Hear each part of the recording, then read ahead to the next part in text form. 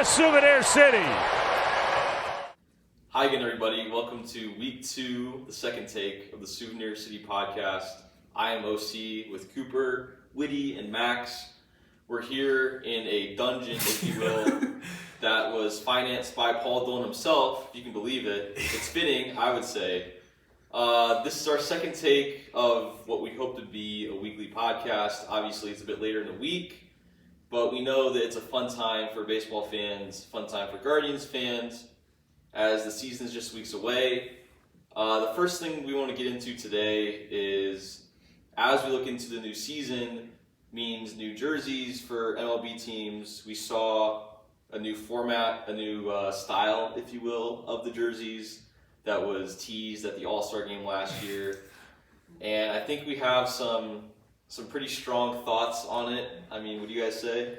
They're terrible. Disgusting. Yeah, it's despicable. But obviously, like OC said, the new teams getting City Connects were announced, and the Guardians were one of those teams. Being from Northeast Ohio, a lot of really fun and exciting things that can be done with a jersey centered around the city of Cleveland. You know what it's not? You know what? One thing that isn't fun, that they shouldn't do, is put a guitar on it. Yeah, there's a guitar on it. You know they're going to do that. Hopefully Nike doesn't miss. They've been very hit or miss on the City Connects. Hopefully we fall in good favor, because there is a lot of really good parts about our city. It's really fun when fan designs are better than the things that people that get paid at millions at Nike can come up with, but here we are. But I also know there's some new modifications that have been made to Major League Baseball jerseys that some of us are quite hot about. So I'll let whoever wants to start with that.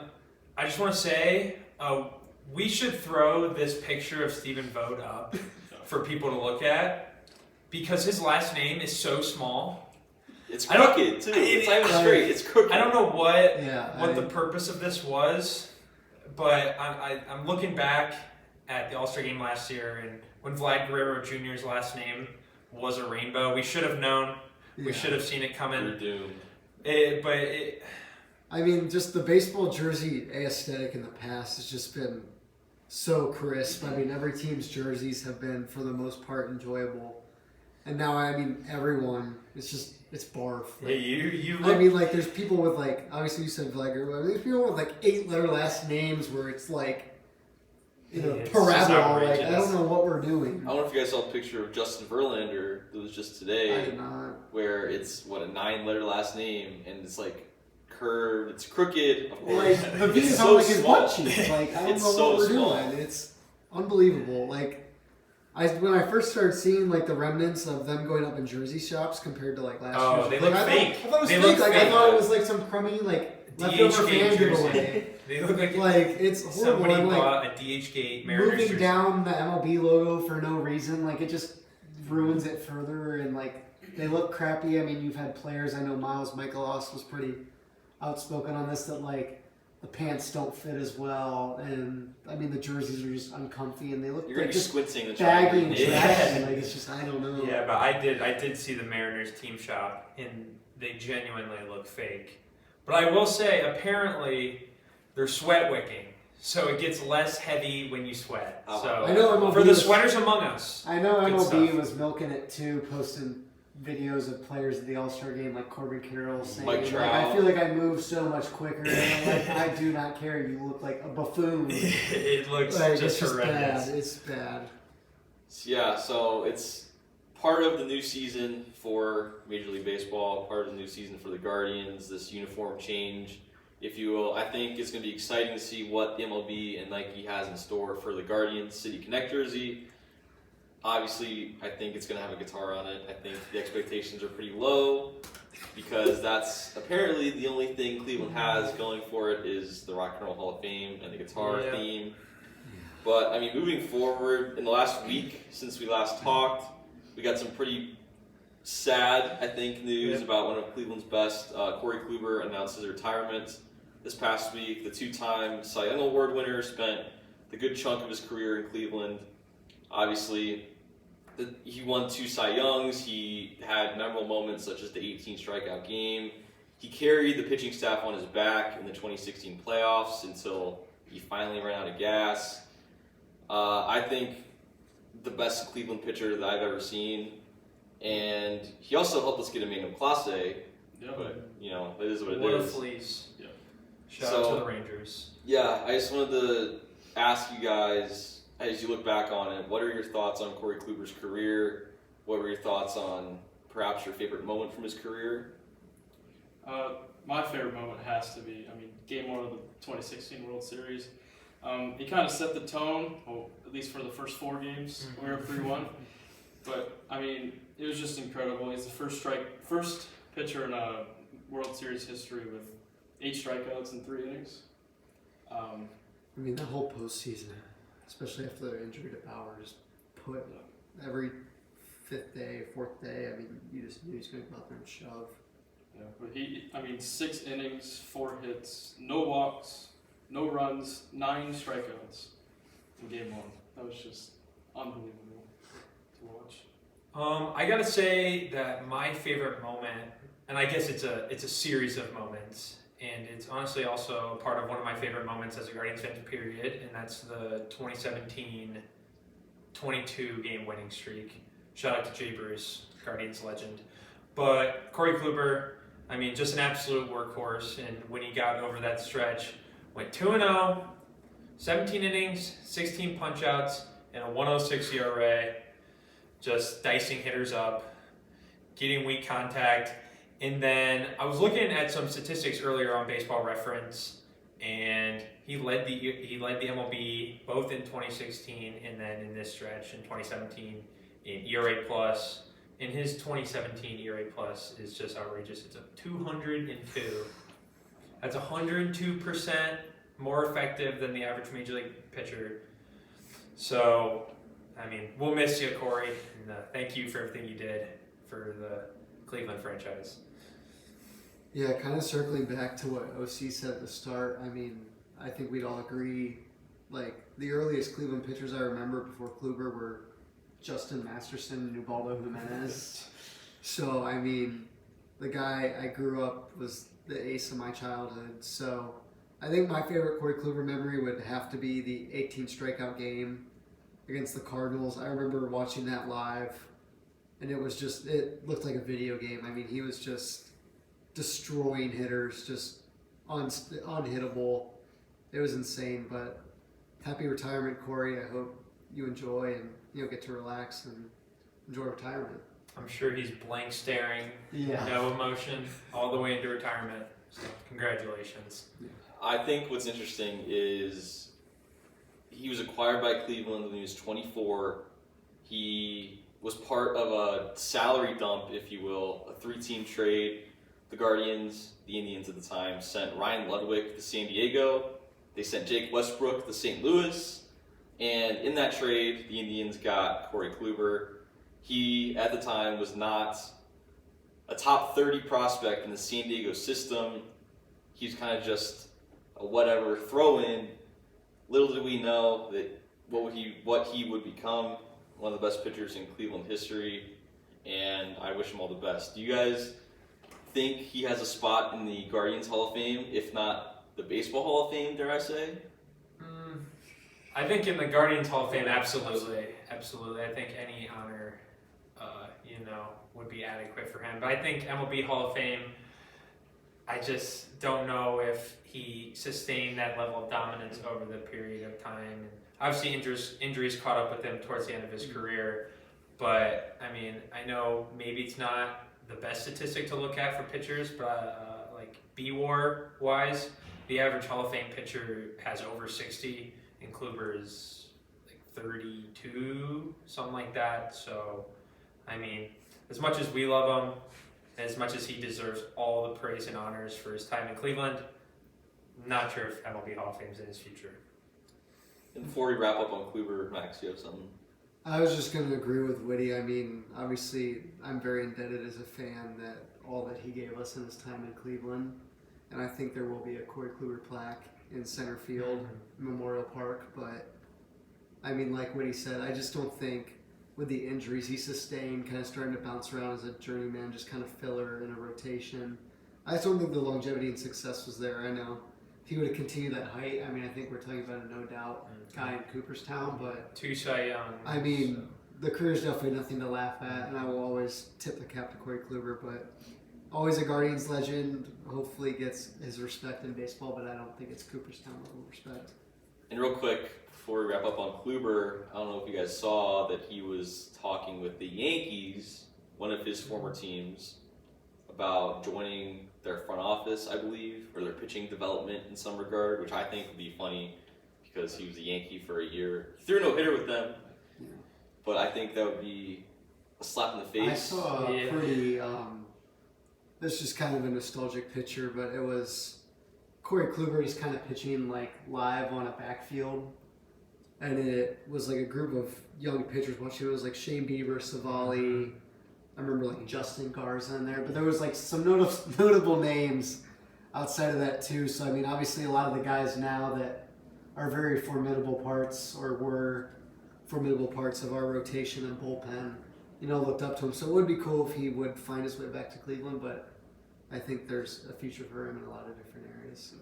Yeah, so as we segue into the current Guardians roster, the guy that you just mentioned that Kluber, I would say, passed the torch to, and Shane Bieber just had a bullpen that was on Driveline on social media over the past week, in which he hit 93 miles an hour quite a few times. I can't remember the exact number. Just about sitting 93. Yeah, it's hit 93 10 times, and he hit 93 8 times all of last season. Yeah. So that's really interesting to see. And as Pitchers and Catchers reports, which they did today, the 15th, what are your expectations for Shane Bieber? Do you think that that's sustainable? Do you think that's something that it was just a one-time bullpen thing? You want to start? I don't. I think it's sustainable. I don't know. I think he's going to end up getting traded at the deadline. You know how the Guardians roll. As of 1 year left on their contract, and they're gone at that trade deadline. So. Yeah, I want to believe that it's sustainable because I want to watch Shane Bieber that throws 93 again, because that was my favorite version of Shane Bieber, for sure. But I mean, it is exciting either way. But obviously, we are looking at about a half a season of him. I know, unless Mr. Dolan blesses us, but that's not happening. Yeah, I mean, judging by this, where we are right now. Yeah, he the didn't bless us. Yeah. The Mr. Dolan gave us, I don't think it's in the cards. I mean, but also looking, you know, obviously we've been thinking for probably almost 2 years now that, you know, this big Shane Bieber trade is coming in. It's just never accumulated to anything of substance. And I mean, so you have to almost wonder, like, let's say he goes out and pitches, like, maybe he's not the ace he used to be, but he's a very serviceable 2, 3, 4 even. Like, do you entertain the fact if he's affordable, keeping him on for the long term? I think it's going to be interesting to see if he can get back to what he was. It'd be a tall ask to get him back to 2020. Because, I mean, I think if he gets back to what he was, he's out of our price range. But I think if he's a little better than last year and, like, cleaned up some areas, like, obviously the hard hit rate and things along those lines, just not having the strikeout stuff anymore, if he could get a little bit of that back and even just be a solid middle of the rotation guy, I mean, I think it would be an interesting play, especially with, you know, the pitching factory is not really, it doesn't have a lot of guys at those higher levels yet. You know, there's a lot of guys moving through the lower levels who might still have a year or two till they're really ready to be a part of the big league rotation. Yeah, so like I said, pitchers and catchers, they finished reporting to Goodyear, Arizona today for spring training. It's, like I said, a fun time of year as guys start making their way in. We saw pictures of workouts over this past week with position players that made their way there. The Guardians' first spring training game is next Saturday, the 24th, against their Goodyear mate, if you will, Cincinnati. I think spring training these next couple of weeks is going to be really important for the outlook of the season based on position battles. I think the one position battle that is most interesting to me is shortstop between, I would say, Gabriel Arias and Brian Rocchio. I think those are the two candidates. Obviously, spring training is a time for young guys to make a name for themselves. both of those guys both Arias and Rocchio have had experience at the big league level. They haven't really been phenomenal. They haven't been great, really, at all. Yeah. Especially Rocchio hasn't lived up to his standards. We've seen potential from Arias becoming a power-hitting shortstop, I think, which would be exciting. But, I mean, what are your guys' thoughts on who has the most to gain, if you will, from spring training? I think that's a tough question because, I mean, if you're Gabriel Arias, you're probably sitting in the pole position right now just based on prior history. So you're playing to keep your job, and obviously that's going to be a tall task. He needs to continue to prove that he can add some consistent pop to this lineup. But I think Brian Rocchio has the most to gain because he's been a pretty high-ranked prospect for a couple years now, and you've just been waiting for that moment that he's going to break out and kind of make himself felt in the lineup in Cleveland and kind of force himself into an everyday role. So I think it's a big spring training for both of them, but I think Rocchio probably has more to show for sure. Max? Cooper? Any Yeah, thoughts? I mean, I kind of agree with along the same lines of Woody. I mean, I've always been a huge fan of Gabriel Arias, but I think if we're talking about who has more to gain from spring training, it's definitely Rocchio. Because, I mean, we kind of know more what Arias brings to the table. Obviously, he's had a little bit more of an extended look at the major league level. We know he's a guy who's going to hit the ball really hard. He's going to hit some balls really far. It's going to be a lot of fun. But we also know, I mean, the swing and miss in the zone it's hard to watch at times, like really hard to watch. And I mean, we know if he shows he cleans that up, I mean, I'm very more than happy to give him the keys to the job at shortstop. But I think, especially with a guy I also am a big Tyler Freeman fan, I think what's the value of having Rocchio and Freeman on the same roster to play the same position? Yeah. When obviously, like Rocchio, you could say is the better overall player, but very similar archetype, I would say. So I think it's just kind of going to come down to need. I think if Arias shows he could hit for power and be a little more consistent than last year, it's his job, but there should be nothing holding Rocchio back if he has good spring. Arias has the pop, and he definitely leads in that power producing category. So if he can show that he can do that, that's what the lineup needs. So. Yeah, I'm one of Gabriel Arias' biggest fans. I just absolutely love the power potential he possesses. But I agree. I think we're all on the same page that Brian Rocchio has, the most to gain from spring training. It's just he did not show it at all last year in the little bit he was up. But I mean, he's kind of like Lindor-esque, if you will. His glove is unbelievable. But that bat just has to get going. He has to have a big spring if he wants to make some noise. Yeah, so these next couple weeks are going to be big for a lot of guys, and it's going to be a challenge to see how this roster fills out. I mean, there are guys that you don't know if there's a spot for them, guys such as David Fry, Miles Straw, Davison De Los Santos, who was the Rule 5 pick from Arizona. I mean, what's the thought process on a guy like De Los Santos who has to stay on the roster for the entire season or else he gets offered back to Arizona? He's a power-hitting infielder who has had some practice this spring so far in the outfield, which would be interesting. He has great power potential, but kind of similar to Arias, just too much swing and miss, just inconsistent. And if he's a first baseman, then what are you going to do with a guy like Kyle Manzardo, who's on his way up? I mean, do you guys see any chance that De Los Santos stays on this team the entire season? I mean, I think Division De Los Santos comes down. I remember the Paul Dolan quote from Guards Fest of, the organization is very aware that they need power, and obviously they've addressed that in a few ways, I guess, this offseason. But, I mean, he said, we're going to kick the tires on some things we have in-house, and I think he's the ultimate example of that. I mean, the guy's 20 years old. Like, I mean, he's raw, like very, very raw. 70 grade power. But I mean, again, you're talking 50 home runs and just a little over 1,000 at bats in the minors. I mean, obviously nothing to laugh at.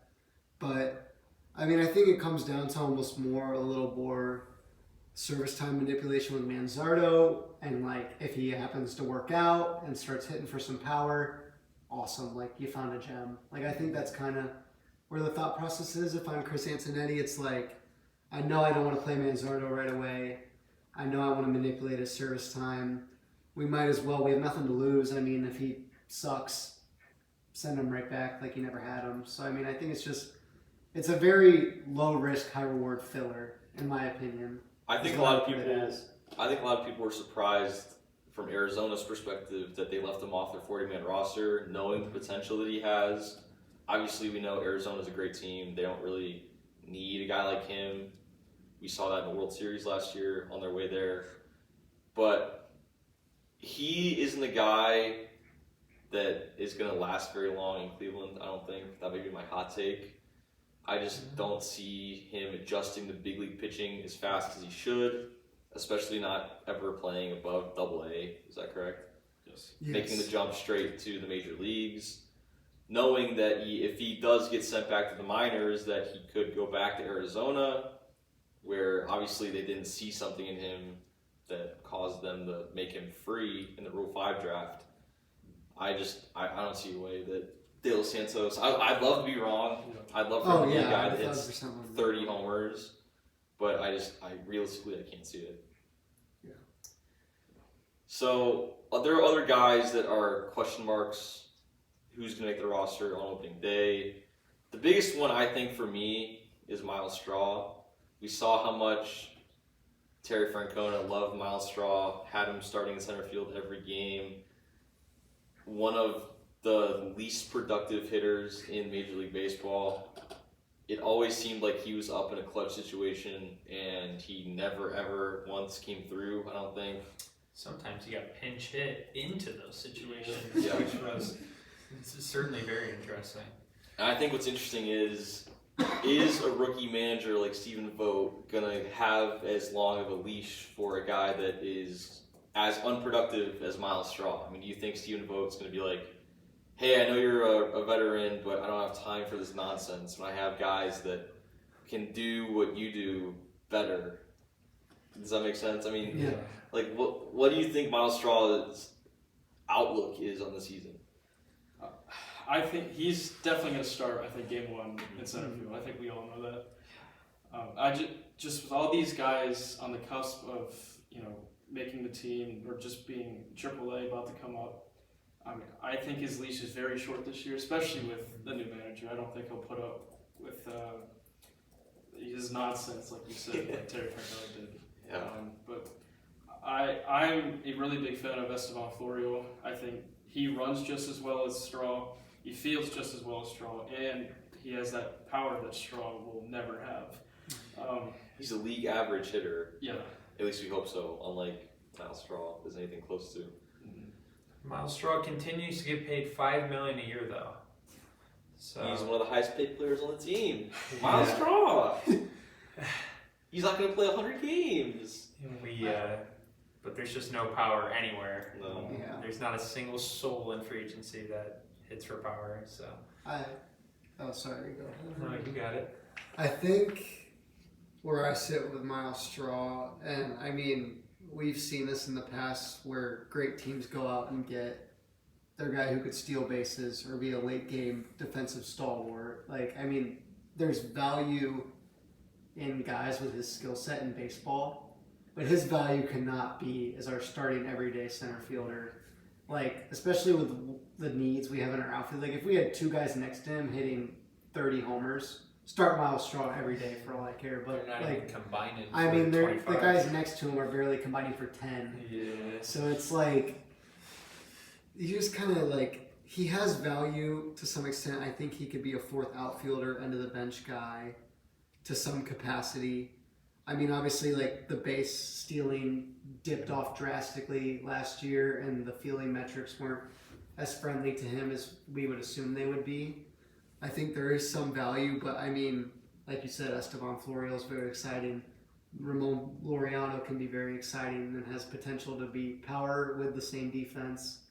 So I think it just kind of comes down to like, there's a place for him. It's not the everyday starting center fielder. I'd like to see like 5 other guys start consistently before I would like to see him. I mean, I'd rather see George Valera in center field. Like, even though if he's suffering from prospect too, I don't care. I'm glad you brought up Esteban Florial because he's a guy that I think can bring a lot to the table for the Guardians. I mean, he has the potential to hit for power. It was kind of surprising to me that we ended up getting him from the Yankees for Cody Morris, but I think he's going to start in center field by the second week of the season. Hopefully the first week. That'd be amazing. In an ideal world, he'd start opening day, and Miles Straw would be in AAA somewhere. Yeah. But God knows that's not going to happen. But I think Florial, his potential is there. He's a former top prospect. Didn't really have the big league production that he wanted to with the Yankees, but maybe a change of scenery, maybe being out of the shadow of New York and being in small town Cleveland, he could be a guy that brings a lot to this lineup. Yeah, I think he can play loose because it's not like there's anyone beating down the door behind him, really. So, I mean, New York, those bright lights, that affects people. But here in Cleveland, he's going to get, hopefully, significant, like, just consistent ABs and can find some type of rhythm and prove to be a solid everyday guy. Are there any other guys on the border, maybe, that are interesting to you as you go into spring training? Maybe like David Fry, Will Brennan? I was going to say also who that last reliever is going to be between Curry and Carrasco. Well, don't forget about Ben Lively. You can throw Ben Lively, throw Hunter Gaddis into that. I mean, does Joey Cantillo have a crazy camp and find his way into a long relief 6-starter role?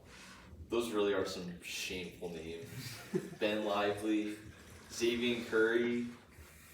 I mean, if there's one thing I trust us to do, though, it's to take a pitcher who's been a very middle-of-the-road reliever all their career and turn them into someone who I could trust throwing the ball in the 7th and 8th inning of a game. Maybe a guy like Scott Barlow, who incredible. We got this offseason. Great trade. We got him on the pod, actually. Yeah. We're gonna throw up the side-by-side right here. Yeah.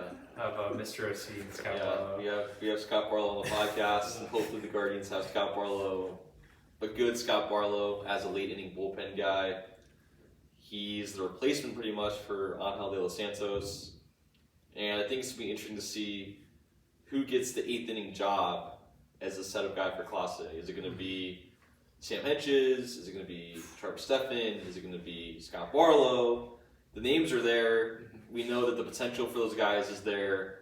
They weren't very good last year. Just the bullpen as a whole was pretty disastrous at times. Lost many games because of them, Class A included. I think it's going to be interesting to see how Austin Hedges, what his impact is on the pitching staff. All of our pitchers pretty much throw much better to Austin Hedges than they do to any other catcher. I mean, their ERAs are drastically lower. They have less walks. They're just generally more productive. I mean, you see some stats, Cooper, with guys throwing to Austin Hedges. I'm glad you brought up Austin Hedges because the comparison with and without Austin Hedges these last 2 years is unbelievable. So Trevor Stephan, for example, last year he pitched in 71 games, 68 2/3 innings pitched, 31 earned runs, a 4.06 ERA, 26 walks to 75 strikeouts.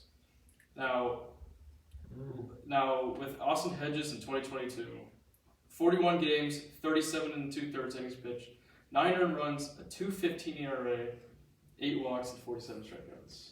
That's just unbelievable. If we can expect that version of Trevor Stephan, then I feel a lot better about the 8th inning. And I mean, late innings as a whole. Yeah. I know we touched on this a little in the last pod too, but I mean, even if Austin Hedges is not the one physically back there catching the pitch, I mean, just the influence and knowledge he might be able to put on Bo Naylor might hopefully bring back even something slightly resembling that, and just vibes. Yeah, the vibes. Pure vibes. Overall vibes. Vibes. The amount of young guys that we have on this roster, we saw it in 2022. How everybody seemed to love Austin Hedges. He was always the life of the clubhouse, it seemed. And I think that energy was sorely missed last year. We had some duds behind the plate that shall not be named. But even if Hedges isn't actually catching, even if he hits 180, even if he doesn't do anything except catch at an above average rate, I think he brings a lot to this team. Oh, yeah. The rate that people might not think about a whole lot when they think about Austin Hedges. And I think that might be the key to getting some energy, getting some life, just respect as a team as a whole from Austin Hedges. Mm-hmm. Yeah, as much as watching him hit in 2022 made me sad sometimes. That's one way to put it. You can't really quantify the influence, the positive influence that he's going to have on the clubhouse. Especially after how sad I got watching some of the nonsense catchers we had after last year. Yeah. That again shall not be named, but they were god awful. Go ahead, name them. Shall I start with Mike Zunino? Oh. From there, I can go to Mabry Spaloria. Oh.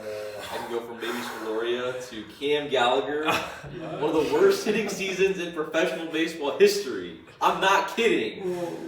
Yeah, Cam look Gallagher. that up. Look that up. Look it up. The worst, least productive offensive seasons in baseball history. Cam Gallagher is up there among the very worst. I've never been so convinced in my life, and I say this very cautiously because I'm very realistic about how it would go if any of us ever faced Major League pitching.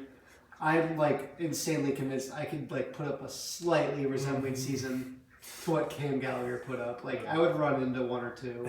Which is basically what he did 2 days a week. We had games where we would sit Bo Naylor so we could get Cam Gallagher in the lineup. I know that you don't want to. God forbid Bo Naylor faced a lefty. I know you don't want to have your catcher start every game, especially a young guy like Bo Naylor, but I would rather have any other soul on the roster hit than Cam Gallagher. I mean, you talk about an automatic out, that was Cam Gallagher. That was our catching minus Bo Naylor as a whole last year. It was Brutal. It was a disgrace. Brutal. And that's us as Guardians fans who are used to just atrocious offenses. And even we are appalled by the utter disaster that was Cam Gallagher's that can't be true. 2023 season. OPS plus of -9 last year. The league average is 100. The league average. The average player I'm sorry, in Major League Cam. Baseball is 100. I'm sorry, Cam. Yeah, I genuinely did not know that -9 was possible on that statistic. I'm sure he's a great guy. He's probably a great I'm sure he fellow. will never watch this. I'm Yeah, sorry, no. Cam, but wow, I'm sorry. We don't mean to rag on players around here, but God help us if we Yeah, ever have to yeah. suffer I don't want to watch that again.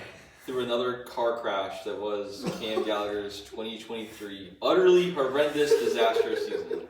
God help us all. -9 OPS plus. That is shocking, truly. League average is 100. His OPS was 322. There are guys that had better batting averages than his OPS. That's on base percentage plus slugging. The league average notice OPS. The plus. The Notice league- the plus. If your OPS doesn't start with a 6, you're considered buns. The league average OPS is what, about 800? It's like Oh, no, 750. that's probably 750. 800 is about all-star, 700, but 700. 300's just about unheard of. I mean, I truly hate going in on players like this. Yeah, this has turned into the roast of Cam Gallagher The roast. and just our hitting in The general. roast of Cam Gallagher. But you as Guardians fans understand, you've all been here. Don't act like you haven't. You've been there. You've sat in front of your TV and watched rollover after rollover, and Stephen Kwan hit a ball 900 feet and 10 feet forward, and you just Miles destroy Straw your TV hitting through a wall. Miles Straw hitting a 54 hopper to shortstop that he can't pick up, that he runs out. Beat it out, Miles, but he never does. Yeah. Never does. Never steals bases. Well, if I may roll us into a little transition, I remember a time last year where the signings of Roman Quinn, Cam Gallagher, and Tuki Toussaint had me just jumping up and down with joy, thinking we just found gems. And obviously, this is a little better subject. It probably won't be because we know how the Guardians operate, but there are a few exciting free agents. Exciting. Yeah. There are left people on the that table. There are play people Major League that Baseball. can swing a bat and hit a ball. These guys are some of the players that play baseball for sure. So I mean, they're either a person or they're a Scott Boras client that we know Paul Dolan won't touch. again, with an 8 million foot pole. banned from Cleveland. Yeah. Scott Boras, you stay away. Thank goodness from the he's Kevin 216. Williams' agent. Thank goodness. Oh Can't no! wait to. I think See him in pinstripes. In Yeah. Oh, 5 brother. years. if I can interject right here, I think free agency as a whole this offseason has been Abysmal. unrealistically slow. Scott Boras ruined it. Hot stove has been ice cold. Ice cold. I mean, the reigning Cy Young Award winner Blake Snell is unsigned. The former MVP Cody Bellinger is unsigned. I mean, guys are reporting to spring training currently, and there are players, good, talented players that are left unsigned. We know the Guardians And are. then there's the Guardians. There's the Guardians pickings. It's like the discount bin. That still won't happen. It's like the discount bin, except it has to be discounted even more for the Guardians to even ponder the thought. You gotta take the discount bin and throw it in the dumpster, and then Chris Antonetti is ready to rock and roll. Yeah. So. I mean, I say we kick it off with a guy who I would bet my tuition is out of our price range when he will probably sign in 2 weeks for a 1 year, $16 million contract with a contender. JD Martinez. Yeah, just not a Guardian, unfortunately. As much as I'd love him to be, I hits the ball too don't far. think. Maybe that's our game. Too hard, too far, had a Dodgers career revitalization. And I mean, he didn't even need a revitalization, but I mean, just finding a career year at, I mean, I know he's definitely not young. One of the best pure hitters of our I mean, generation. just- If he, yeah. I'd go there. Oh, I'd agree with you. As he's 1,000%. gotten older, he seems like all he does is hit, How old which is he? means that the Guardians are 35? 36. 36. 36. All he does is hit, which means the Guardians are out. I mean, and I hate to say we don't need him because, like, obviously we're just, a lot of our positions we think are filled are truly question marks, but I mean, the guy could play outfield, I guess you could say. He could try. He could try for I mean, sure. God, I don't know if I want to watch it, but I'm sure he can.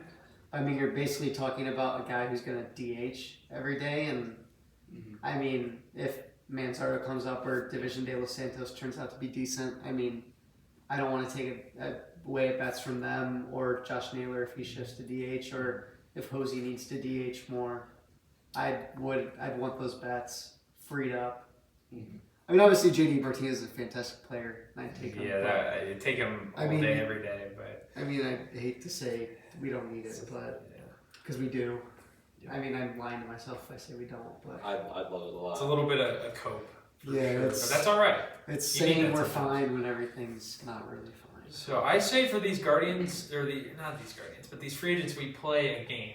We play Guardian, maybe Guardian, definitely not a Guardian. Okay. JD Martinez, definitely not a Guardian. Definitely not. No. Definitely not a Guardian. I would say CJ Crone, another guy, could possibly. I You know, think- I think he falls. would. I think he falls into that position of like the same thing as Martinez. Like he's Yeah. either going to play first or DH, and we have 8 Have those guys to get guys. excited about. With how we First talked about or earlier, how the Guardians are known to play with service time, how they might not want to bring Kyle Manzardo up immediately. But I mean, That if you could bring in open the CJ door. Crone, then you're immediately probably going to return Division de los Santos Yeah. to the Diamondbacks. Or what does he do? Just sit around for the entire year and take up a roster spot? Like he's gonna get the glorified. We finally called up a prospect, and he gets 8 at bats in 900 games, and we all just want to die. Like Yeah. CJ Cron was below replacement level last year in yeah, 256. the baseball savant page was not as pretty as I thought it would be. Another guy that's past his prime. So we might go, I'm going maybe I'm going a thumbs Guardian. down. Maybe a Guardian. but I'm No. kind of teetering towards. I'm tearing up. I'm saying I not a don't Guardian. know, too. I'm I'm tearing saying, up I'm now. saying not a Guardian. He 2 just- years he ago, looks like a Guardian. 2 He years looks like a ago, Guardian. I'd say Guardian. Let's No. throw his face up here. Tell us in the comments if this man looks like a Guardian. He definitely does. Right, how about Randall Gritchick? Oh, I don't even know if Thumbs No, down. I don't even know. I don't want Straight him. down. I don't want him, but he just sounds like a It's Guardian. He does not sound like a another Guardian. one of like, if you Sounds like a plastered the face on here, I'd say that's the face of a Cleveland Guardian. He It's the does name, not it's the need type to of be a signing. Guardian. Yeah, let's get his face. I on think the I think screen. another team would throw him like an extra $1 million to do something for them. Just another guy. Yeah, it's a Before Guardian for this Yeah. this man looks like a Just Guardian above too. league average. Past his prime. 16 homers I last mean, year. Which, The Guardians Like- look like Joe Randall. Like what does he bring to the table that like one of our 8 bajillion prospects that we bring up, like what is he Nothing. gonna do that like I would take him over one of them? I think that's what it boils down to. yeah. I think we've discovered that all of the people that we say look like Guardians are just the most generic humans of all time. So I'm thinking the Guardians might be Joe Random. I'm gonna go like maybe. MLB Joe Random. I'm going here. I'm going maybe. We'll go. Could be maybe. a Guardian. Potentially. Yes. Speaking of the most generic looking players, another guy, Austin Meadows, Oh, yeah. hasn't played Okay. baseball in a couple years. I'm gonna teeter. He was an all-star Could be a with Tampa Now 5 years ago, that was.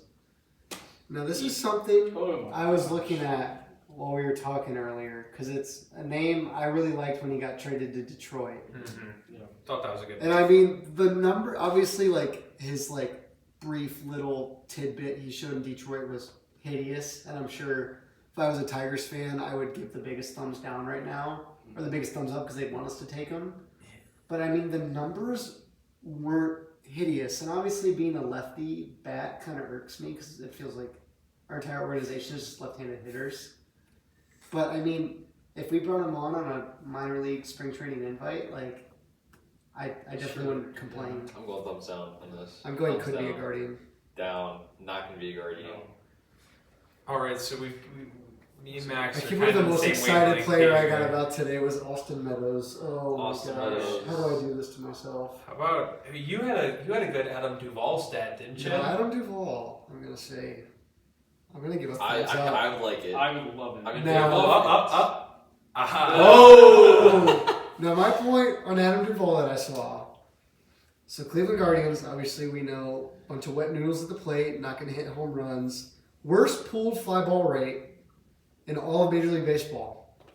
Now, if you could guess who has the highest pulled fly ball rate in Major League Baseball, would you guess Adam Duvall? I'd probably guess Nolan Jones first. Will Benson. God, if only we had a guy like Nolan Jones, wouldn't that be amazing? Yeah, Nolan I'm Jones was a curious. 91 in the show today. In my franchise, I was sick to my stomach. Wanted to throw up. But to your point, Adam Duvall pulling fly balls. Pulls is a lot of fly sick. balls. I mean, he's no slouch. I love it. Right-handed hitter, I'm pretty sure. Am I correct on that? He is Yes. right-handed hitter. 21 home runs in 328 bats. I mean, he was scorching hot last year early in Boston, if I'm correct, Yep, until he got hurt. Yep. I'm giving that a big thumbs up.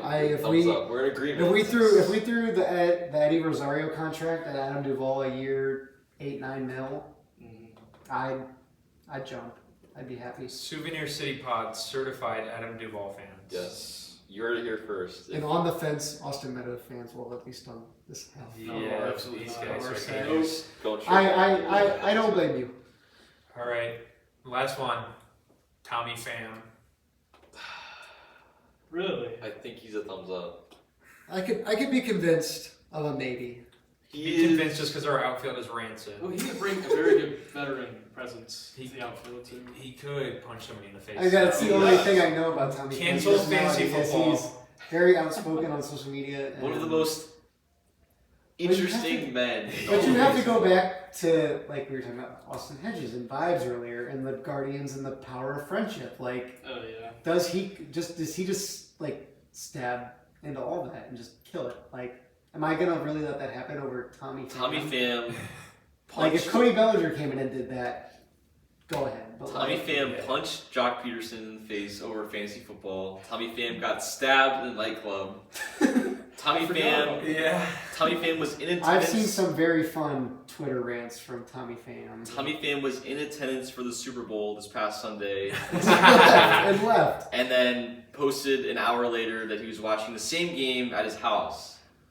He's one of Wow. us. Congrats on the money. one of the most interesting men in baseball. And maybe he's a great person. Again, we don't know. Never met him. But I'm just going off context clues. Like that is exactly why I think if we were building this team purely based on vibes and fun and friendship, like I just am gonna lean to put Tommy Pham on. I'm gonna lean between could be and not. I'm gonna go not. I'm gonna go here. Gut feeling, not a Guardian. He would be interesting to see in Cleveland. That's for sure. I could live without it. I would sleep perfectly fine if Tommy Pham was not in the new hideous Guardians uniforms. Bringing it full circle. Oh yeah, I had to circle right back around for the end. Bring it full circle here, so I think we're ready to wrap things up here, give or take. But before we wrap things up, we want to introduce something new, if you will, to the podcast. We want to play our own game of Immaculate Grid. Oh yeah. Immaculate Grid is a trivia game that is produced by Baseball Reference. Basically, you get 6 categories. It works in the way of a grid as it is. Say for this grid today, you have Pittsburgh Pirates and Hall of Fame. So you have to name a player who played for the Pittsburgh Pirates and is in the Baseball Hall of Fame. The goal is to get the lowest score as possible. It's called the rarity score. And the lower the percent of the player that you name, the less people have them. The more obscure, I guess it is. So I'm not really sure how we're going to edit this in, but before we end the podcast, we're going to play our own game of Immaculate Grid. So first off, in our top left corner, we got Hall of Famer and played in the Major Negro League. Oh boy. I would like to say that I'm known as the Immaculate Grid guy. Yeah, he's a over summer, we did it where we all sent our own Immaculate Grids to our group chat every day. And I would always get told, who on earth is that? How on earth do you know that? Just thought you looked everything up. Yeah. The obscure baseball knowledge that I have is kind of unbelievable. You're So, a weirdo. I can give some pretty low rarity scores, I would say.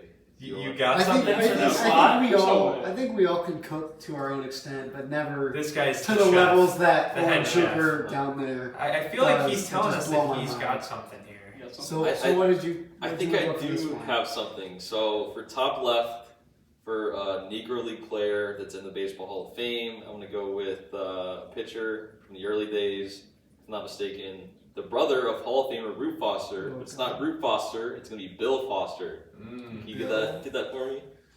Come on, Bill. Bill Bill Foster. Foster? Give me a good number. Bang. .06. Bang. Dude, .06 wow. start. That's This good. guy is Wow. something. Mhm. I want to say, I've got this weird baseball story imprinted in my brain. Some guy somewhere.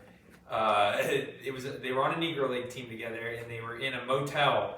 And they said that Cool Papa Bell was so fast that he could shut the lights off and be in bed before the room got dark. So I'm gonna say Cool Papa Bell for All-Star played in the Negro Leagues. You got to take that one. I don't even want to mess that one up for you. Oh, so you're I'll let you letting take that me- one in. This feels I don't even. This is wanna- gonna- I don't- this I is don't gonna even- hit. I don't even want to mess that up for you. That's such a good pool. bang. Wow. 4%. 4%. A lot of people seem to be on about. Hey, 4% of people have heard that exact story, so congrats to you. If you've heard that story, again, I'm fishing for comments, but if you've heard that and you have any other, funny baseball If you know anecdotes- anything else about Cool Papa Bell? Yeah, I mean, Let us know. if you're a historian, let us know. Can I go over off the grid a little bit? Go bottom middle, New York Mets All-Star. Can I go? I believe one of the only Mets to ever go 30 in a season. Howard Johnson. Howard Let's Johnson. see. That'll play at 3%. 3%. 3%. Man, Good job. It was greater than 1%. All right, we're tagging in Coop. You got something? You don't leave me hanging on the tag. Tagging me in, brother. Wow. Sorry. This guy. All right, I'm gonna go bottom right. MLB The Show legend for the Mets and less than 3 ERA, Aaron Boone. Oh, that I remember- 125 hits per 9. 0.7. Bang. I remember being fired up when the Angels signed him. I thought it was gold. I thought it was a very Guardians-esque signing. It just did not happen. So Hey, he's still a free agent. Now, Still get him. do we know for the under 3 ERA season, is there like any parameters for that, or is it literally like I could have pitched one time and given up no runs? Well, I'll 'Cause tell I'm sure you. we could pull something from If the I'm not depths of mistaken- the earth. Because I'm trying to think if good friend Johan Ramirez might have pitched. Because I know he was a very effective reliever for the Pirates last year. If you remember, came from the Mariners to the Guardians, Oh, yeah. pitched like 3 times, pooped his pants, and then I just randomly found out that he turned up in Pittsburgh. I don't feel good enough to trust that one though. I'm not going to use it, but I'm going to fact I'm check gonna say myself on in that the one, meantime, I'm gonna cook up for Go right ahead. All-Star Pittsburgh. Another legendary character, AJ Burnett. That's not M Burnett for sure. let's see. Ooh. Oh, I was feeling 0.8. AJ Burnett for the 3 ERA season. That's good. That's a good pull. Great. Yeah, character. that did not bang. Yeah, he's another. 3.67 ERA. 3.67. In 26 games though, man. No, that's respectable. For Pittsburgh Hall of Fame, I think I got one. I got 2. I've got one maybe. I believe the guys I'm thinking of are the only set of brothers, besides Bill and Rube Foster, who are already on the grid. Lord. We can go Paul or Henry Warner. Paul Warner. Do you have a W-A-N-E-R. Do you have a Paul. preference? Give me Paul Warner. Can you spell that again for me? W-A-N-E-R. I see him. 2%. Boom. Dang. 2%. 2%. The headshot is. I don't looking- want to be the one to pull Mets Hall of Fame because I'm going to keep it very simple and basic and classy, and I don't want to mess up the rarity. Oh, I gotta think of a Mets Hall of Famer. I feel like I could cook on a Pirates sub-3 ERA. Because especially a franchise that fizzles through so many pitchers during the year, there's got to be someone that comes up, has like 2 appearances, doesn't allow a run, and gets sent back down. I know a guy that I think would work for that was a Guardians legend. Oh. Oliver Perez. You think he did it for the Pirates? He was an all-star, I believe, for the Pirates. He was a starting pitcher at the time. Ooh. I That have. makes that sub-3 a little bit of a gamble. If he was starting, if good old Ali Perez was starting games. We might have to. I don't know if I'm confident enough to put that.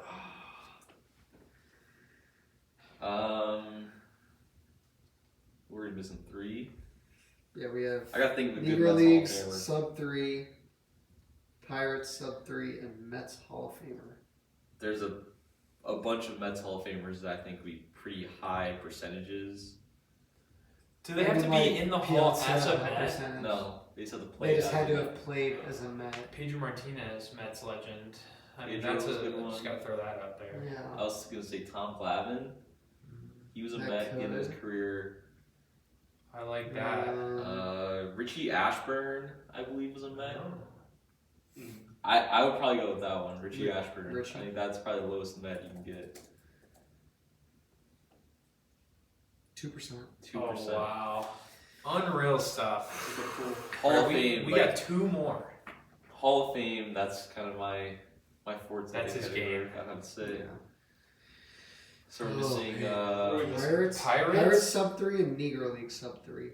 So is that a sub-3 in the Negro Leagues or someone who played in the Negro Leagues came to Major League Baseball? I think he can be either, because I believe they count the Negro Leagues as. The They do, Major yeah. Leagues. You're right, I think. So it can be either. I think I got one for Pirates 3 ERA season. Oh, do you? Who are you thinking? I'm thinking a Marietta College guy, Oh. my. the submariner of the world champion Pirates in 1979, Yeah, Kent Tecove. I was thinking the same thing. Yeah, I had that one in there somewhere. I'm just gonna pass you this. Yeah, one. just I mean, I'm feed not- him the just rock. be careful. 'Cause Okay, Kent. This Wow. guy. Wow. 6%. Just Oh, makes me. man. Yeah, you know. It's a little high, I must say. 6%. It's alright though. It's a good pull. He was a sidewinder. I mean, he was down low. He wore thick ass glasses. He's an Ohio guy. Mm-hmm. He's got some chops on him, too. Yeah, he does. He's got some really respectable. I just want to pull up this baseball reference real quick so I can see these muttons on that. Oh, man. My. Wow. Wow. That's glorious. Wow. Glorious sideburns. Congratulations, Kent. Cincinnati Good work, native, brother. one-time All-Star. Played until he was 42, tip of the cap.